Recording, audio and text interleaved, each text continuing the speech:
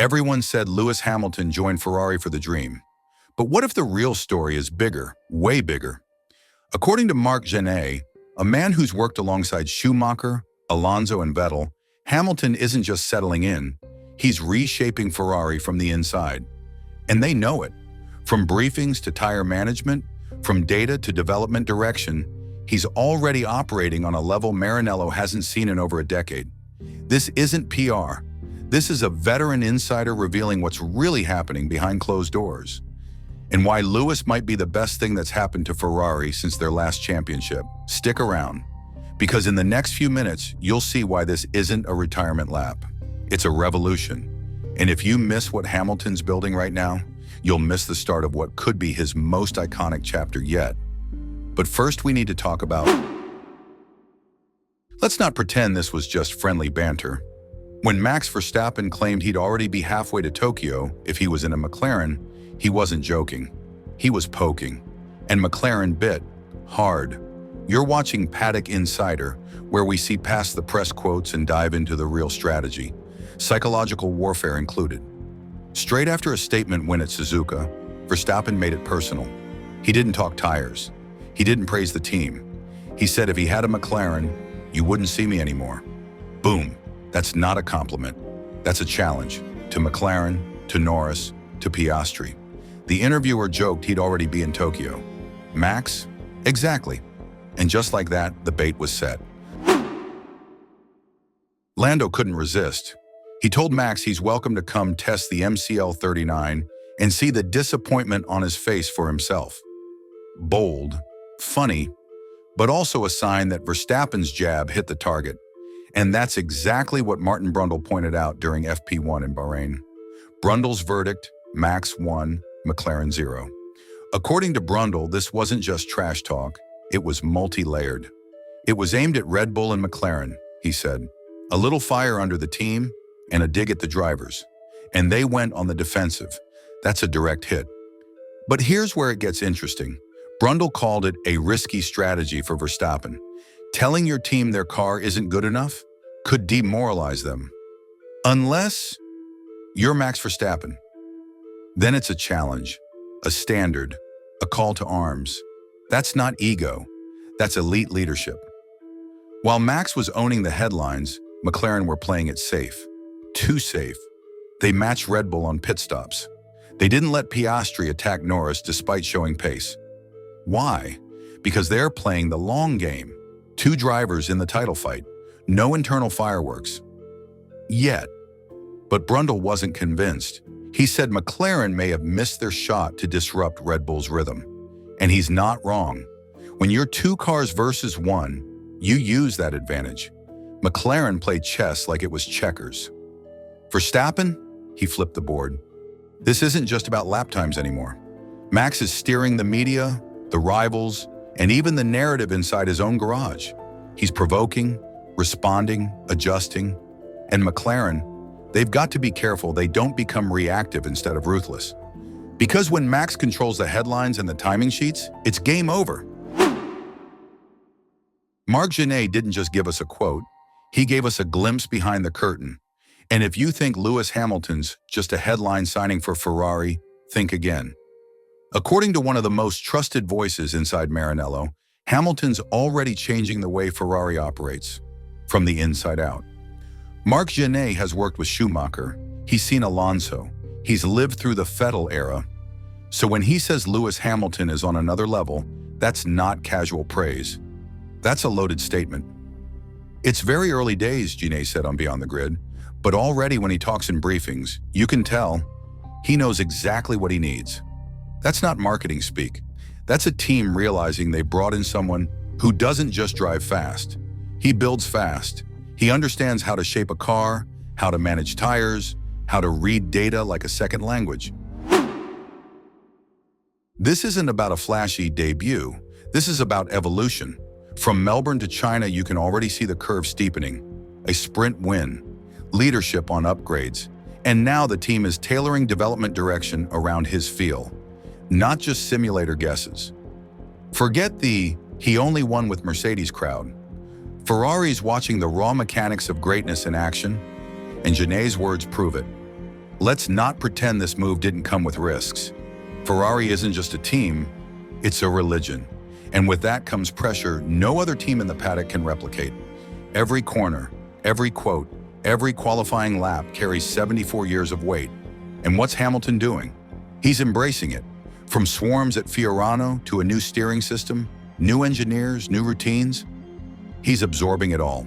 No complaints, no excuses. Just one clear purpose: take this team where it hasn't been in 15 years. Gené said it with pride. He didn't want to retire without living the Ferrari dream. That's not just sentiment. That's a reminder of the stakes. Hamilton isn't here for a farewell tour. He's here for the final masterpiece, the one chapter missing from his legacy, the one seat that breaks most drivers and could define the bravest one. This isn't just about Lewis learning Ferrari. It's about Ferrari learning Lewis. And if they let him lead, if they trust what they're already seeing on the telemetry and hearing in the briefings, this partnership could go from symbolic to seismic. So if you've made it this far, you already know this isn't just another team switch. This is Lewis Hamilton's final mission, and it could be his most powerful yet. Let's not pretend it was anything other than a car control masterclass. FP1 in Bahrain was absolute mayhem. Temperatures soaring, tires screaming, and cars sliding like it was rallycross. And in the middle of all that, Lando Norris, cool as ever, laying down the fastest lap like it was a casual drive. While the rest of the grid wrestled with balance issues and overheating compounds, Norris lit up the timesheets with a 1:33.204. That's 0.2 clear of Gasly, nearly 0.6 ahead of Hamilton. The McLaren? Far from perfect. But Lando, he made it look effortless. He's not waiting for a dominant car. He's extracting every drop from what he's got. That's title contender energy. A session of struggles everywhere else Hamilton. Claim the Ferrari feels like it's not working at all. Still finished P3? That alone tells you how scattered the field was. Antonelli? No power. Suspected water leak. Nightmare rookie session. Tsunoda? Called his throttle lazy. That's being generous. Lawson? One word. Shocking. And he meant the car, not his driving.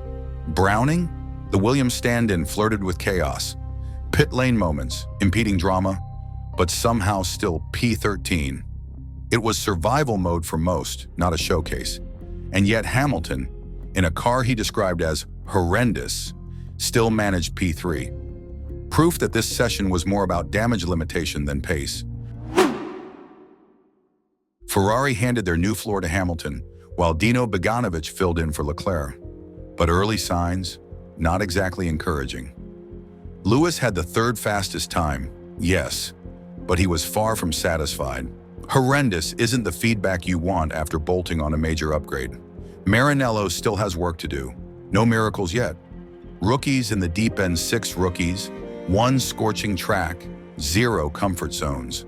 Iwasa filled Max Verstappen's seat and got buried mid-pack. Antonelli barely got a clean run. Browning? The only one to crack the top 15, but not without a few pit lane hiccups. This wasn't about showcasing potential. It was about surviving the session without ending up in the garage. As chaos unfolded, Lando Norris looked like a man in complete control of his destiny. He's not just reacting to the title fight, he's setting the tone. Whether the track is green, greasy, or grumpy, he's delivering laps that matter. This session didn't reveal who has the best car. It revealed who has the sharpest mindset. And Norris, he's locked in. He's not just leading the championship, he's leading the paddock in maturity and execution. Let's just say it. McLaren didn't show up to Bahrain for track time. They showed up to take names. Oscar Piastri didn't just top the timing sheets, he obliterated them. A 1:30.505 lap that left even Lando in the dust by a 1/10.5. Everyone else? In another postcode. That's not form, that's fire. While most of the field were fighting their setups and chasing balance, McLaren looked like they'd shown up with the cheat codes. Starting FP2 on hards, they held their cards close. Then came the soft tire runs, and boom, Piastri to P1, Norris locking out P2. Just like that. Hamilton, a few strong laps but still hunting consistency. Ferrari still in figure-it-out mode. Verstappen, fighting his car more than the stopwatch. Final corner, brakes don't work. His words, not ours. But the moment that left jaws on the floor? Alonso, in the Aston Martin, cruising into the final corner, and the steering wheel comes off in his hands. Let that sink in. It wasn't high speed, thank God, but still, how does that even happen in 2025? FIA's Joe Bauer paid Aston Martin a visit because when the tech delegate shows up mid-session, it's not for a coffee. This wasn't just embarrassing, it was dangerous. And it raises serious questions about Aston Martin's quality control. And speaking of standout performances, Ishaq Hadjar once again showed why people in the paddock are starting to take him seriously. On mediums, he put his Racing Bulls car just behind Verstappen, only a tenth off. And while his engine mode might have been turned up, the kid is delivering every time he's in the car. Back to Piastri. This wasn't a lucky lap. This was a driver in total control. No overdriving, no desperation, just fast, fluid performance. He looked like he belonged on top, and he knew it. Norris? Not far behind, just missing that final tenth. But the vibe inside McLaren is clear. This isn't a team hoping to compete. This is a team expecting to win. So, what are we looking at here? Red Bull? Still not happy with the balance. Ferrari? Still testing parts, still collecting data. Mercedes? Getting closer, but not threatening yet. McLaren? They just took FP2 and put the grid on notice. This could be the start of a shift. Not just a hot session. Something's brewing in Woking, and Bahrain just felt the heat. Forget what the stats say. Fernando Alonso just flipped the F1 legacy debate on its head, and he did it with surgical precision. According to the two-time world champion, Max Verstappen isn't just winning, he's winning against the odds. And that's something Lewis Hamilton and Sebastian Vettel, in their dominant years, didn't always have to deal with. Asked what impresses him most about Max Verstappen, Alonso didn't dance around it. He's the best, he said. Not the fastest today. Not just on form, the best. Full stop. Then he went one further. There were years of domination recently, and those wins were a bit easy. You don't need a translation guide. He's pointing at Hamilton's Mercedes run and Vettel's early 2000s Red Bull streak. Yes, they were great, but Alonso's message? They didn't have to scrap for it the way Verstappen has. With the exception of 2023, Max has had to fight. 2021, head-to-head with Hamilton in one of the most intense seasons in F1 history. 2022, Ferrari started stronger. 2024, he clawed back wins, including that comeback in Brazil from 17th to P1 in the wet. And now in 2025, McLaren is flying. But Verstappen still just took pole and the win in Japan. Here's the thing Alonso really zeroed in on. Max's qualifying lap in Suzuka. Lando Norris and Oscar Piastri had the quicker cars, no question. But Verstappen found a lap that defied logic. According to Alonso, that pole lap, it was only him. The car wasn't a top 5 machine. This is coming from a man who nearly took the title in 2012 with a Ferrari that, let's be honest, had no right being anywhere near a championship fight. Alonso sees himself in Max, but this time it's getting finished. Let's put it bluntly. Max Verstappen has faced pressure from actual rivals. Hamilton, for much of the hybrid era, had one real opponent, his teammate. Vettel? Once the blown diffuser kicked in, he was untouchable in qualifying. But Verstappen's had to deal with actual threats. From Mercedes, from Ferrari, from race stewards, from weather, from chaos. And still, he's delivered. That's what Alonso is acknowledging. Not out of envy, but out of deep respect. Alonso isn't throwing shade, he's setting the record straight. There's always the temptation to twist Alonso's words into bitterness. Don't fall for it. This isn't shade. This is one of F1's all-time greats tipping his cap, because he's been there, fighting for titles without the fastest car, and he knows how brutal that can be. And right now, Max Verstappen is doing that better than anyone else on the grid. Let's not sugarcoat it. We're witnessing the rise of a real rivalry. Max Verstappen says he'd disappear in a McLaren. Lando Norris? He didn't just laugh it off. He fired back with one of the coolest one-liners of the season. Verstappen, you wouldn't see me anymore. Post-Suzuka, Verstappen took pole by 0.012 seconds over Norris and controlled the race to claw back the championship lead. Afterward, he told Viaplay that if he were driving Lando's MCL39, he'd be long gone. Tokyo, the reporter joked. Exactly, Max replied. A bit of banter. Sure, but also classic Verstappen.